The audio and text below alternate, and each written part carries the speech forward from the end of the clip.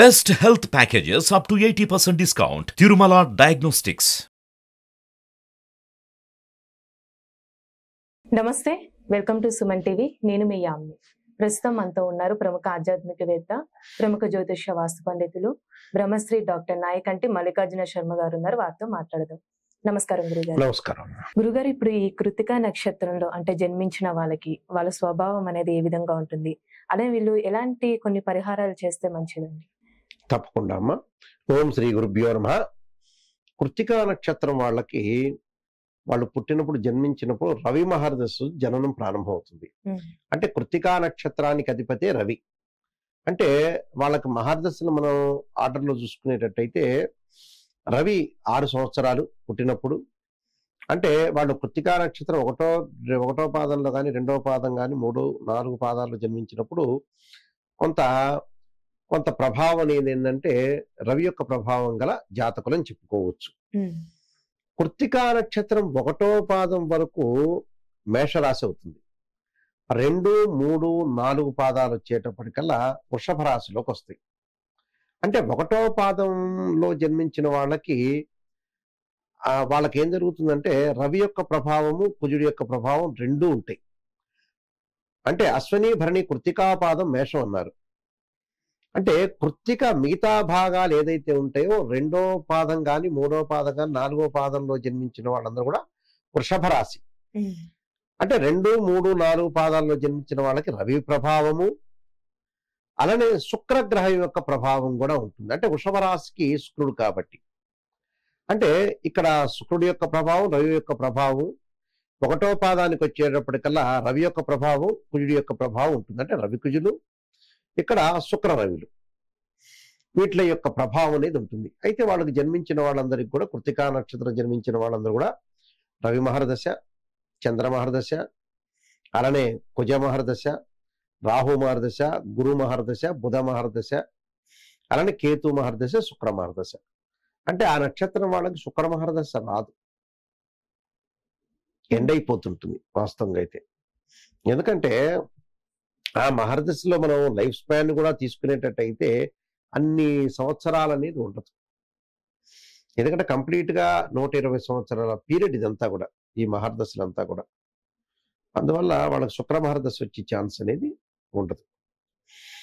కాబట్టి కృత్తికా నక్షత్రం వాళ్ళకి ఏమిటంటే సాధారణంగా వాళ్ళకు కొంత కుజుడు సంబంధించినవి దోషం అనేది తగ్గుతుందని అర్థం.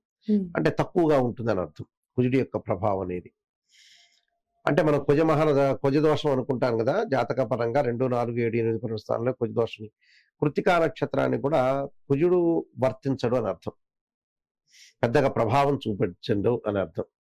అయితే వీళ్ళ యొక్క క్యారెక్టర్లోకి మనం ముందుకు వెళ్తే న్యాయపరమైన సలహాలు ఇస్తుంటాం ఒకటి, విశ్లేషణ చేసే అవకాశం బాగా ఎక్కువ ఉండటం, కోపంతో ఉండే అవకాశం ఉండటం, ఆ కోపం కూడా ఉన్నట్టుండి చల్లారిపోతూ ఉంటుంది. అంటే ఓపెన్ హార్ట్గా ఉండే అవకాశాలు ఎక్కువగా ఉంటాయి. అంటే మనసులో ఏది దాచుకోకుండా ముందుకు వెళ్ళే అవకాశం ఉంటారు.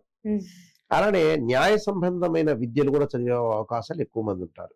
అంటే మెజారిటీ ఆఫ్ ద పీపుల్ అనుకోండి. అలానే ప్రతి విషయాన్ని కూడా పరిశీలన చేస్తారు. కొంత తొందరపాటుగా తనం అనేది బాగా ఎక్కువగా ఉంటుంది. ఆ తొందరపాటుతో పాటు అలానే గంభీర స్వభావం, అంటే గంభీర స్వభావం ఉంటుంది, నాయకుడి యొక్క లక్షణము ఉంటుంది, స్వాభిమానం కూడా ఉంటుంది. స్త్రీలైతే కీర్తివంతురాలు అవుతారు. అలానే కీర్తివంతురాలతో పాటు క్రోధ గుణం గల వాళ్ళు కూడా స్త్రీలు ఉంటారు ఇందులో. అంటే క్రోధగణం ఉంటుంది, కొంచెం అందాన్ని ఆరాధన చేయటం ఒకటి, ఉద్యోగపరంగా బాగుండటం, ఉద్యోగంలో బాగా మెడుకులు తెలిసిన వాళ్ళు అయి ఉంటారు.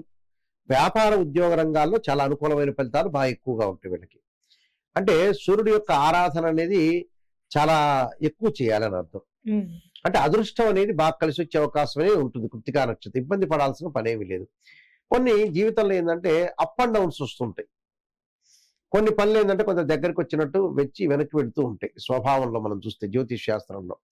అలాగా కృత్తికా నక్షత్రం వాళ్ళు కొద్దిగా జాగ్రత్తగా ఉండి ముందుకు వెళ్ళటం అనేది చాలా మంచిది. ఆరోగ్యాన్ని కొద్దిగా కాపాడుకోవాలి. ఎందుకని ఆరోగ్యాన్ని కాపాడుకోవాలంటే వాళ్ళు రవి మహర్దశలో జన్మించారు. రవి తర్వాత చంద్రుడు, కొంత మనోవేదన అనేది బాగా ఎక్కువగా ఉంటుంది. మానసికంగా మెంటలీ డిజార్డర్ సైకలాజికల్ లక్షణాలు తగ్గించుకుంటూ ముందుకు వెళ్ళాలి. అప్పుడు వాళ్ళకి బాగుండే అవకాశం బాగా ఎక్కువ ఉంటుంది. అయితే కొన్ని ప్రత్యేకంగా విద్యార్థులకు వచ్చేటప్పటికల్లా అసలు మామూలు కృత్తికా నక్షత్రంలో జన్మించిన వాళ్ళు మెడికల్ సైన్స్ లో ముందుకు వెళ్తారు. అంటే మెడికల్లో ముందుకు వెళ్ళే అవకాశాలు ఎక్కువ ఉంటాయి. అంటే ఎంబీబీఎస్ చేయటం కానీ, ఎంఎస్ చేయటం కానీ. అంటే సూర్యుడు సంబంధించింది మెడికల్ పరంగా ఉంటుంది ప్లానెట్ అనేది. కాబట్టి సన్ ప్లానెట్ అనేది కొంత ప్రభావితం చేస్తుంది. ఉండటం వల్ల కూడా కొద్దిగా వైద్య విద్య ఎందు, లేకపోతే బి ఫార్మసీ, ఎం ఫార్మసీ, అలానే రకరకాల వ్యాపారాలు చేయటం వల్ల కూడా చాలా అనుకూలమైన ఫలితాలు అంటే ఉంటాయి. ఎక్కువగా ఏ రంగంలో అంటే వీళ్ళకి ఎక్కువ కలిసి వస్తుందండి? వైద్య రంగం అనేది చాలా ఇంపార్టెంట్. అబ్రాడ్ వెళ్ళటం, వైద్య రంగం కలిసి రావటం, వైద్య రంగంతో పాటు చాలా అనుకూలమైన ఫలితాలు వచ్చే అవకాశాలు బాగా ఎక్కువ ఉంటాయి. వ్యాపారం చేయాలనుకోండి, ఉదాహరణకి వ్యాపారం అన్ని కూడా న్యాయపరంగా, అంటే అడ్వకేట్స్ కానీ, రాజకీయ నాయకులు కానీ, లా కానీ, జడ్జెస్ కానీ, తర్వాత పొలిటికల్ పరంగా కానీ, అంటే గ్రామ సర్పంచ్ దగ్గర నుంచి కూడా ఒక మినిస్టర్ స్థాయి వరకు కూడా, ప్రైమ్ మినిస్టర్, ముఖ్యమంత్రి ఇలాంటి స్థాయికి వచ్చే అవకాశాలు ఎక్కువగా ఉంటాయి. అంటే ప్రతి వాళ్ళు అలా వస్తారని కదా, వాళ్ళ జాతకాన్ని కూడా మళ్ళీ చూడాలి. అది కేవలం నక్షత్రం చెప్పారు గురువు గారు, ఆ నక్షత్రంలో మేమందరం న్యాయమూర్తులు అయ్యామా, జడ్జెస్ అయ్యామని కాదు. కానీ అలాంటి లక్షణాలు, నాయకత్వపు లక్షణాలు అనేది వాళ్ళకు వచ్చే అవకాశం బాగా ఎక్కువ ఉంటుంది. అలానే భగవంతుడి యొక్క ఆరాధన, కొన్ని పరిహారాలు కూడా చాలా ఇంపార్టెంట్ ఇందులో. అంటే ఎక్కువగా ఏ దేవుణ్ణి ఆరాధన చేయాలంటే, అలానే ప్రత్యేకమైన రింగు అంటే అలాంటి ఏమైనా ఉన్నాయమ్మా? తప్పకుండా. వివాహం కాని స్త్రీ పురుషులకి ఎవరైతే ఉంటారో ఈ నక్షత్రం వాళ్ళు ప్రత్యేకంగా వీళ్ళు ఆరాధన చేయాలి, శుక్రుని ఆరాధన చేయాలి. అంటే భృగుపాస్పతాస్ రుద్రాభిషేకం లాంటివి చేయాలి. దానితో పాటు రవిని యొక్క ఆరాధన చేయాలి. అంటే కృత్తికా నక్షత్రం 1వ పాదం వరకు ఉన్న వ్యక్తులు, మేషరాశి వ్యక్తులు రవి యొక్క ఆరాధన, అంటే సూర్యభగవాను యొక్క ఆరాధన చేయటం, అంగారకుని ఆరాధన చేయటం, అంటే ఉషాఛాయ సమేత సూర్యనారాయణ స్వామి యొక్క కళ్యాణం కానీ, శ్రీ వల్లీ దేవసేన సమేత సుబ్రహ్మణ్య స్వామి యొక్క కళ్యాణం కానీ చేయాలి. అలాగే 2, 3, 4 పాదాల్లో జన్మించిన వ్యక్తులందరూ కూడా వాళ్ళు ఏమి చేయాలి అని అంటే, వాళ్ళు తప్పకుండా శుక్రుని ఆరాధన చేయటం, నేను ఇందా చెప్పి భృగుపాస్పతాస్ రుద్రాభిషేకం, సూర్యుని యొక్క ఆరాధన చేయటం. వీళ్ళు చేయాల్సిందంటే వివాహం కాని స్త్రీ పురుషులు శివపార్వతుల యొక్క కళ్యాణం చేయాలి.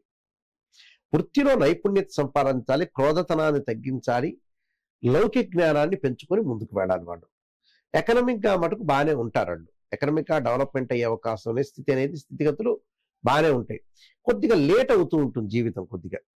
అంటే మానసికంగా ఒత్తిళ్లు, లేకపోతే ఏంటంటే వాహనాల మీద వెళ్ళేటప్పుడు, అలానే ఆరోగ్యపరంగా పరిస్థితుల విషయంలో కొద్దిగా జాగ్రత్తగా ఉంటే చాలా మంచిది.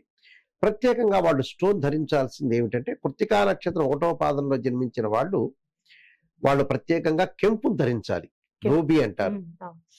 కెంపు అంటే ఈ కెంపును ధరించాలి. కెంపుతో పాటు వాళ్ళు ధరించాల్సింది, 1వ పాదంలో జన్మించిన వాళ్ళు పగడం ధరించవచ్చు. అలా 2, 3, 4 పాదాల్లో జన్మించిన వాళ్ళు కెంపుతో పాటు వజ్రాన్ని ధరిస్తే మంచిది. అంటే నక్షత్ర ప్రకారమే ధరించాలని పురాతన శాస్త్రంలో చెప్పబడింది. నక్షత్రం అంటే కృత్తికా నక్షత్రంలో ఖచ్చితంగా కెంపు పెట్టుకోవడం చాలా మంచిది. అంటే ఎప్పుడప్పుడు కొంతమంది మారుస్తూ ఉంటారు స్టోన్స్ అనేవి, కానీ భగవంతుడి యొక్క ఆరాధన ఇంపార్టెంటే. స్టోన్ పెట్టాల్సిన మటుకు ఇది పెట్టుకోవటం అనేది చాలా మంచిదమ్మా. చాలా చక్కగా తెలియజేశారు గురుగారు. ధన్యవాదాలు. నమస్కారం.